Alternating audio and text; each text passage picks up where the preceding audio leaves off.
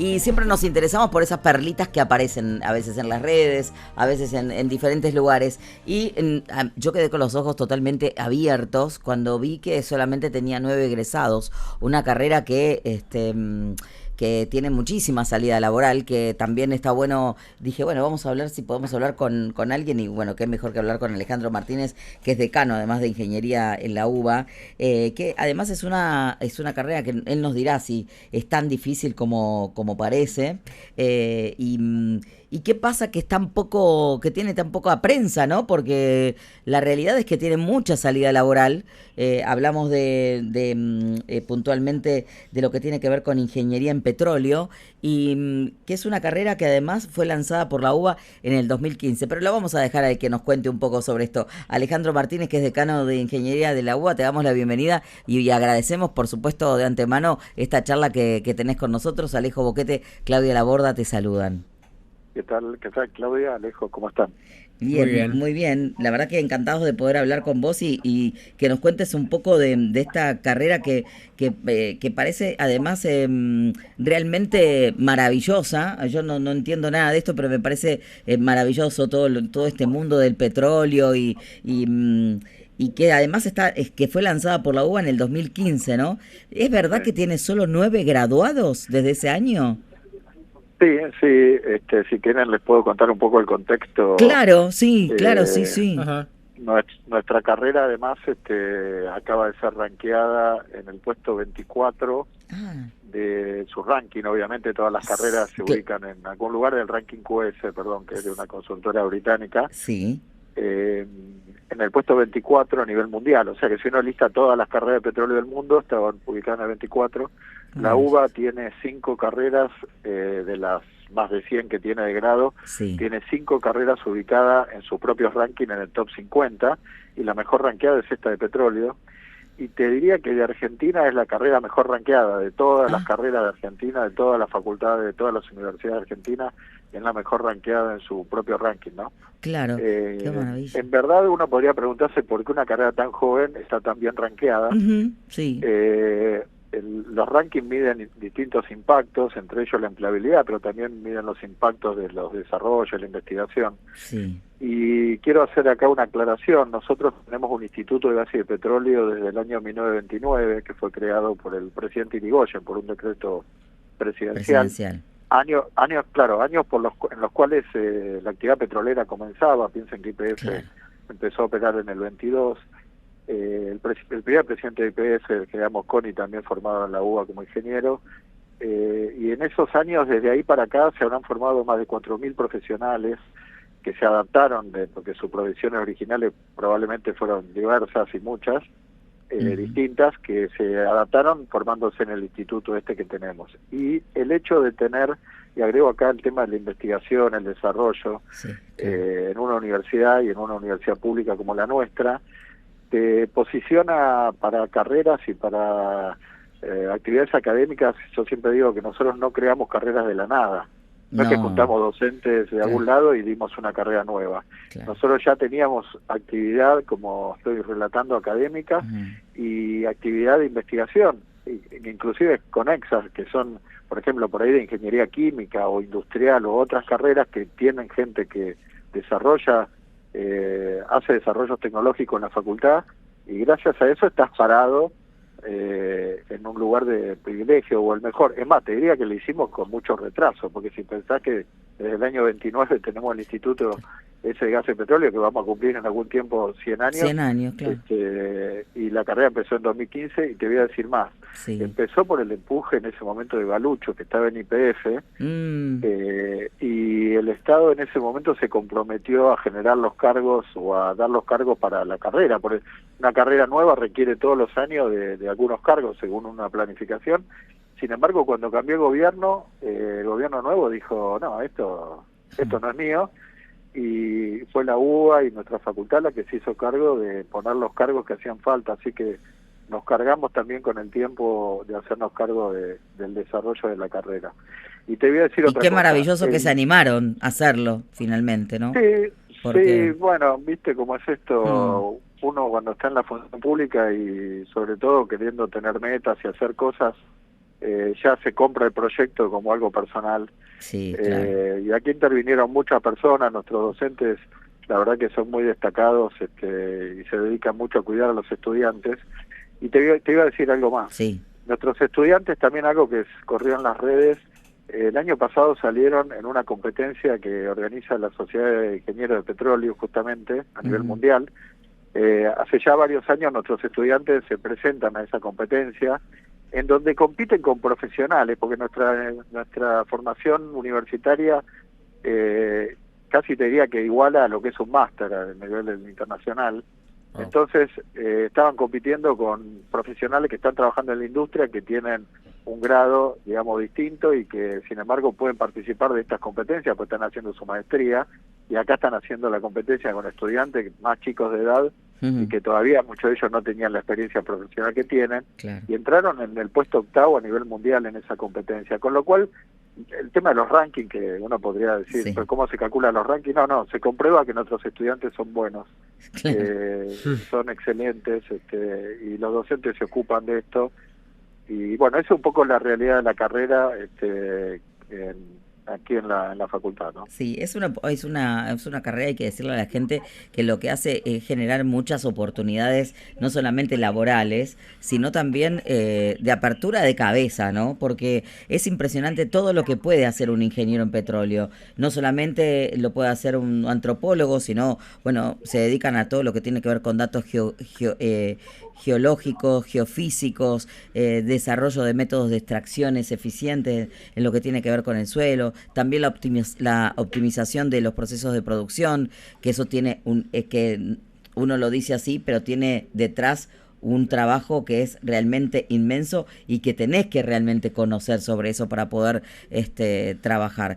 Y también la implementación de las tecnologías, que esto no es tampoco una pavada, ¿no? Con lo que va creciendo además la tecnología a nivel mundial, en todo lo que tiene que ver con tecnologías justamente avanzadas y en lo que tiene que ver también directamente con la explotación de los yacimientos, ¿no? Sí, la carrera nuestra está orientada a lo que se llama el upstream, que es justamente el sacar los hidrocarburos de la tierra, y bueno, estamos orientados en eso. Nosotros, te cuento algo más, desde el año 2018 empezamos un proceso de renovación de todas nuestras carreras, y fíjate vos que esta carrera, a pesar de haber empezado en el 2015, participó obviamente de ese proceso, o sea que también en el medio ya la renovamos. Acá hago un comentario, ¿no? Cambiar una carrera aislada, esto como casi te diría cualquier otra cosa en la vida, un cambio aislado muchas veces tiene cierto alcance, viene muy de la parte del lado de lo endogámico, de la propia carrera o del propio grupo que hace el cambio, o de lo que sea que hace el cambio. Ahora, cuando toda una institución está en discusión de cambio de todos los planes de estudio, nosotros cambiamos todas las carreras y generamos una nueva que ahora te cuento, es el resultado, te diría que es el doble, no sé, por decirte algo, no lo puedo cuantificar así tan fácil, pero se saca mucho provecho de estar todos discutiendo. O sea, cuando llega algo al órgano superior, que es el Consejo Directivo y el Consejo Superior, está toda la gente embebida en discutir, en cambiar, en tema de cuál. Nosotros instituimos un marco curricular previamente para discutir qué es lo que hace un ingeniero, los cambios. Esto que vos decías de la tecnología. Nosotros, uno de los resultados, no te voy a contar todo el proceso, de todas las aristas que tuvo, pero uno de los resultados fue acortar las carreras, medio año, un año, dependiendo de las carreras, porque en un momento de cambio tecnológico tan fuerte, lo que va a permanecer son justamente nuestras ciencias básicas que conectan a las carreras, las ciencias de la ingeniería, que son las intermedias, si querés, y las tecnologías van cambiando, ¿viste? No tiene sentido enseñar tanta tecnología cuando están constantemente en discusión y en cambio. Lo que no va a cambiar es la física, la matemática, la base de la química y de las ciencias básicas que se trate. Claro, porque eso además que vos estabas comentando, Alejandro, creo que debe tener que ver también con absolutamente casi todas las carreras, ¿no? Porque en algún punto todo tipo de tecnología toca a todo lo que tiene que ver con las carreras de grado. Sí. Sí. Perdón, y después tenés las carreras de posgrado. Nosotros en la carrera de grado hemos generado como áreas de orientación, le llamamos, para que ya el estudiante elija algún camino que después conecta con algún posgrado, digamos. Entonces que la carrera, la formación de profesional sea un camino así como planificado y continuo, ¿no? De todo. Claro. Verlo de entrada. Sí. Algo que normalmente a veces, por lo menos en las grandes universidades, a veces somos malos en mostrar, ¿viste? Sí, no, y está bueno porque es como que le mostrás la zanahoria, ¿viste? Decir, mirá lo Claro. que hay después, vení, eso lo hacen mucho también en la UTN. Una motivación también. En la UTN lo hacen bastante, sí, Claro. y está genial. Alejandro, en este momento, ¿cuántos, para que los chicos puedan cursar esta carrera, ¿no? Aquel que quiera cursar esta carrera, tenés que hacer el CBC primero y después podés ingresar a la carrera de petróleo, o tenés que ser primero ingeniero. Perdón que te lo pregunto desde mi total ignorancia esto, ¿no? Para aquellos que quizás tengan interés o les pique el bichito de querer estudiar esto, ¿no? Sí. Pregunto. No, la persona se inscribe al ciclo básico común como cualquier otra carrera. Ajá. Nosotros en toda la UBA tenemos 330, por decirte, puede ser número más o menos, pero de estudiantes que han elegido esta carrera. Ajá. En la facultad debemos tener 130 y algo. Sí. Ingeniería es una de las carreras, si no las carreras que por ahí tenemos más pérdida en el ciclo básico, o sea, son los que menos pasan el ciclo básico. Sí. Hay una cuestión ahí importante de destacar, que bueno, uno lo escucha públicamente, la formación de la educación media, sobre todo en lógica, en matemática, es bastante deficiente o ha ido empeorando de alguna forma. Sí, sí. Y eso hace de que muchos queden en ese primer año. Claro. Pero bueno, después en la facultad, lo que nos toca a nosotros, la verdad es que hacemos todo el esfuerzo para que los estudiantes terminen. Cuando a mí me hablan de más vocaciones tecnológicas, escucho mucha gente que dice, no, tenemos que tener más vocaciones tecnológicas, y yo le digo, mirá, tenemos que cuidar a los que ya decidieron y tienen esa vocación, y ayudarlos.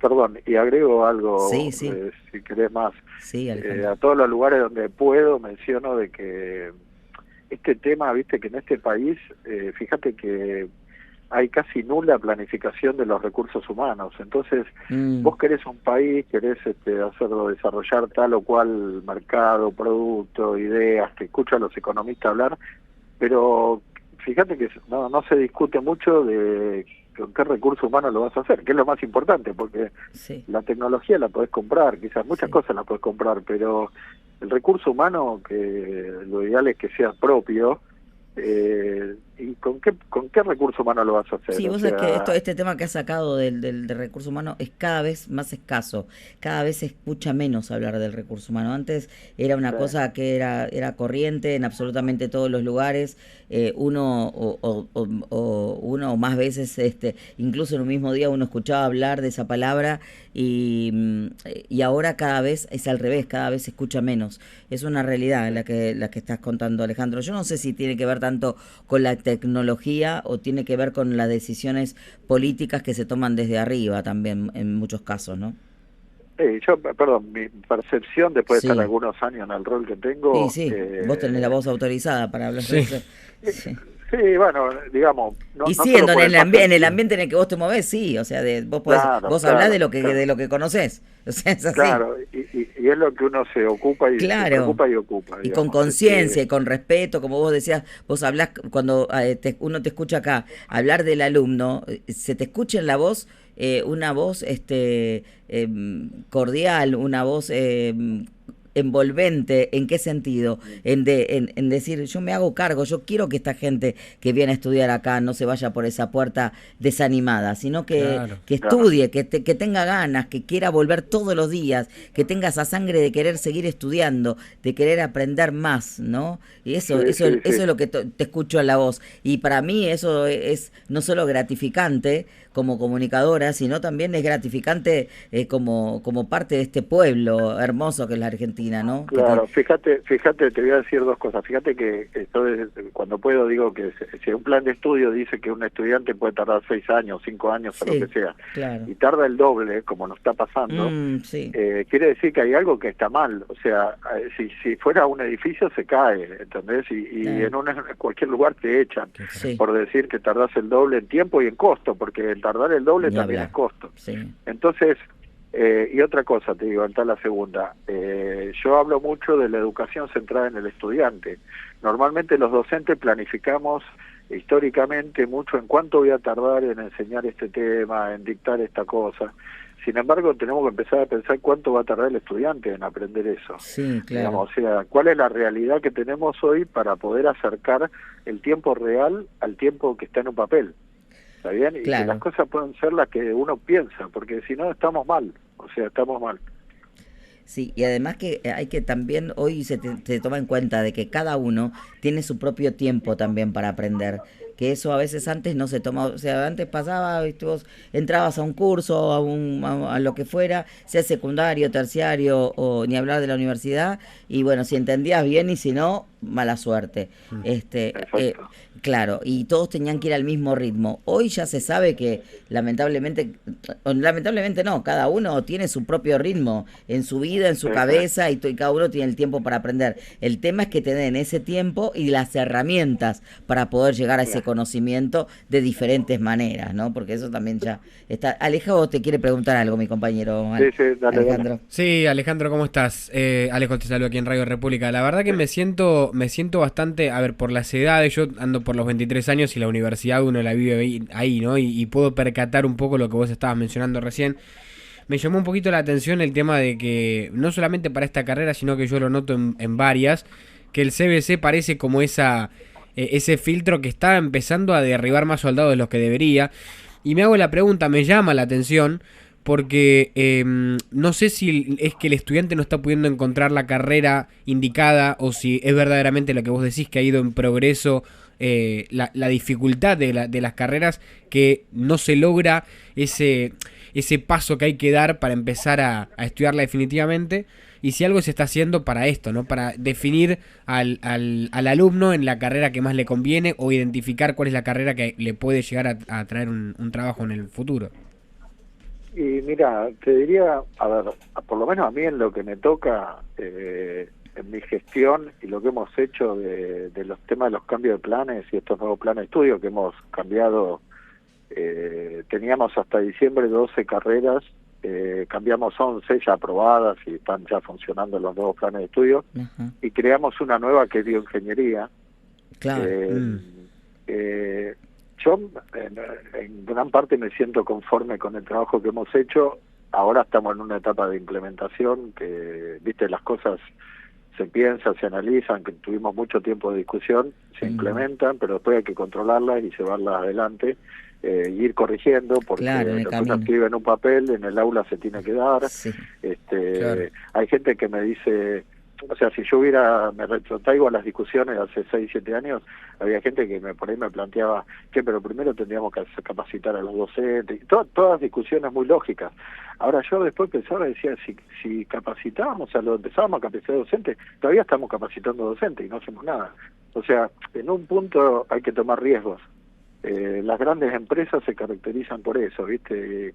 Sí. Perdón, y a veces no es una característica de muchos ingenieros, ¿viste? Que estamos tan acostumbrados al cálculo, Claro. que queremos Claro. medir todo, No, y tener Pero todo la vida bajo la vida es riesgo encima, Sí. o sea que la vida misma es riesgo. Claro, Con lo cual, claro. sí, Y que Claro, incluso va un poco... obviamente, Sí, Ale. sí. No, perdón, una cosa. Sí. Obviamente que hay ciertas responsabilidades que uno como gestor de una institución grande y muy politizada tenés que tener ciertas medidas, ciertas mediciones. Pero después, porque si no serías un temerario, ¿no? El que no tiene miedo de nada es un problema también. Pero tampoco podés tener todo atado y todo pensado, porque es una forma, no sé, podría haber sido de otra. Pero volviendo a la pregunta que hacía Alejo, Sí. yo creo que hay un tema ahí que tiene que ver con el ciclo básico, que no está bajo el alcance nuestro de la facultad, hasta el alcance de la UBA, pero te diría que ya la UBA es tan grande, y estamos hablando de vocaciones, que también es una responsabilidad del Estado. O sea, viste, fomentar ciertas vocaciones, promover, alentar ciertas profesiones, ciertas actividades, tiene que ver con la planificación de un país. O sea, ya te diría que hasta le excede a la misma universidad, digamos, ¿no? Claro. Preparar claro. mejor a Sí. los estudiantes secundarios. Y sí, la base nosotros para cuando lleguen, ¿no? Sí, tal cual. Sí, claro, sí, claro. sí. Todo este tema es muy importante. Lo que quiero decirte es que creo que nosotros hacemos un trabajo que continúa, pero también hay otras partes que tienen que también hacer la suya a nivel general, Sí. estoy hablando, ¿no? Eso Claro, sí, sí. me parece está muy bien lo que marca. Y aparte recién, cuando vos habías dicho, una vez que el alumno entra, que ya está en la carrera, es mejor ocuparse de cuidarlo, de Es acompañarlo, maravilloso lo que que dijo, claro, intentar traer gente nueva, porque tanto claro. cuesta encontrar gente que se lleve bien con... Yo creo que está a cargo Sí. de... esto es totalmente personal, ¿eh? Me parece que estás a cargo dentro del ambiente más difícil del estudio, que es la ingeniería. Y yo soy partidario de la idea que podrá avanzar la tecnología, podrán venir máquinas nuevas. Yo no veo la inteligencia artificial manejando el mundo, y atrás de cualquier máquina supermoderna siempre hay un ingeniero que tiene que controlar que funcione todo bien. O sea, me parece que estás también detrás de una de las ciencias más lindas, pero más difíciles también. Y bueno, sí, el tema de la dificultad o no de las carreras, y eso es toda una discusión, no quisiera entrar a discutir profesiones versus unas versus las otras. Está cierto, pero bueno, opinión personal, creo que hay ciertas, digamos, dificultades implícitas, hay cuestiones que son más complejas de comprender y de aprender para cualquier ser humano, Claro. pero después están las personas que le ponen.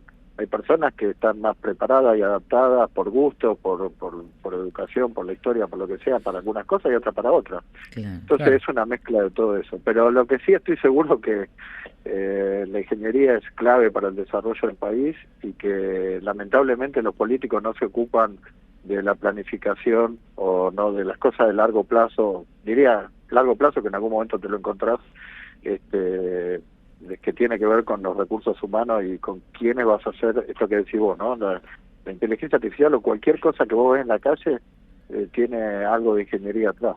Claro que sí, claro. Sí, antes uno creía que eran solamente los edificios y uno hoy que uno tiene, que uno está más empapado en las cosas de la vida cotidiana y de las cosas en las cuales uno utiliza en lo cotidiano, uno se da cuenta que absolutamente todas las cosas, como hablábamos casi en el comienzo, en algún punto convergen, ¿no? En algún punto se necesitan mutuamente para poder continuar y sobre todo para poder avanzar. Ni hablar cuando está la tecnología en el medio, que hoy está metida también en absolutamente todas las cosas, ¿no? Alejandro Martínez, bueno, gracias no solamente por habernos contado un poco más sobre esto de la ingeniería en petróleo, sobre la carrera, sino también un poco la génesis, ¿no? De cómo fue gestándose todo y fundamentalmente de todos estos cambios que bueno, que nos contaste, que son maravillosos para aquellos que ya están en la carrera, que son más de 300 y que bueno, que en algún momento seguramente se irán con su título, algunos más temprano, otros en otro tiempo, pero lo cierto es que es importante que tengamos en cuenta también esto, ¿no? Y que cada uno tiene su tiempo para el estudio, porque además antes el que estaba en la facultad generalmente papá lo mantenía, mamá lo mantenía. Hoy muchos estudian, muchos trabajan y también tienen 2 o 3 trabajos, también tienen una familia a cargo ya y siguen estudiando en la universidad, entonces también tienen nuevos desafíos en su vida cotidiana y está bueno que todo eso también vaya de la mano de... La verdad que me encuentro muy agradecida que un decano de ingeniería de la Universidad de Buenos Aires como vos esté a cargo de tamaña tarea y que la ejerza con tanto cariño y tanta dedicación. Obviamente no solo, sino seguramente con un grupo maravilloso de gente alrededor tuyo que vos decís tal cosa y te siguen la corriente, o al menos dicen, lo vamos a pensar, y no te dejan ahí esperando, y está buenísimo eso. Claudia, Sí. te agrego un par de cositas. Sí, claro, más, lo que quieras, Alejandro.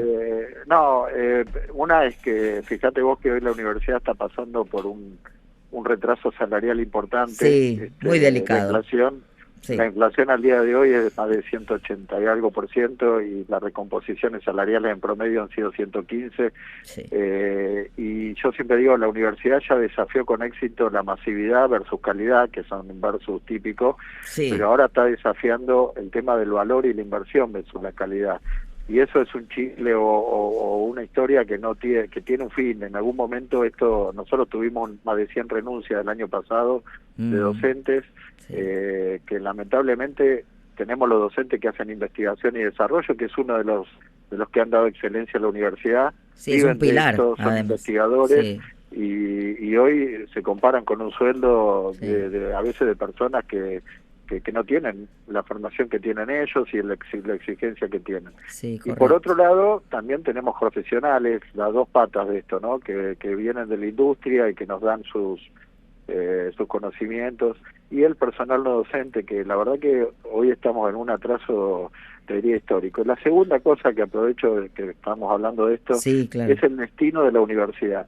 Fíjate que la inversión en la universidad pública ya tiene, depende de lo que agarre, ¿no? Edificios, laboratorios, grupos, algunos de 60, 70, 80, hasta 100 años, y la inversión que tiene que hacerse para renovar esos recursos, ¿quién la va a hacer? O sea, lo que estamos viendo es que el Estado va a pagar mejores o peores sueldos, depende de quién gobierne, sí, pero con quién vamos a actualizar toda esa inversión. Y nosotros desde Ingeniería ya hace un par de años estamos intensificando la relación con el sector privado, con las industrias, con muchos sectores que necesitan de estos recursos humanos, sí, pero claro, que también aporten y apoyen en proyectos comunes con la universidad, para poder sobrevivir exitosamente. Y esto tampoco los políticos hablan.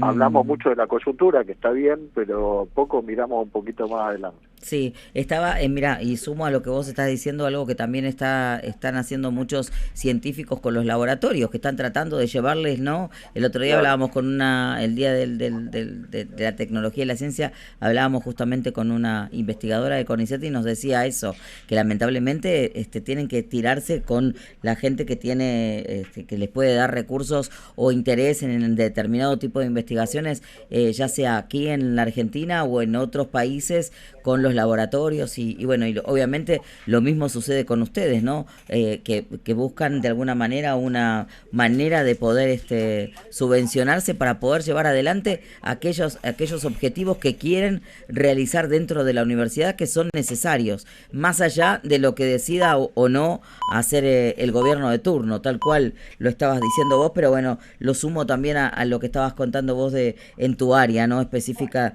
como decano, además de ingeniería de la UBA. Alejandro Martínez, bueno, muchísimas gracias por este tiempo, gracias por todo lo que nos contaste y por toda la tarea hermosa que hacen allí en ingeniería. Un cariño enorme y a seguir hacia adelante. Un abrazo inmenso. Gracias a ustedes y quedo a disposición. Muchas gracias a vos, gracias. Hasta luego.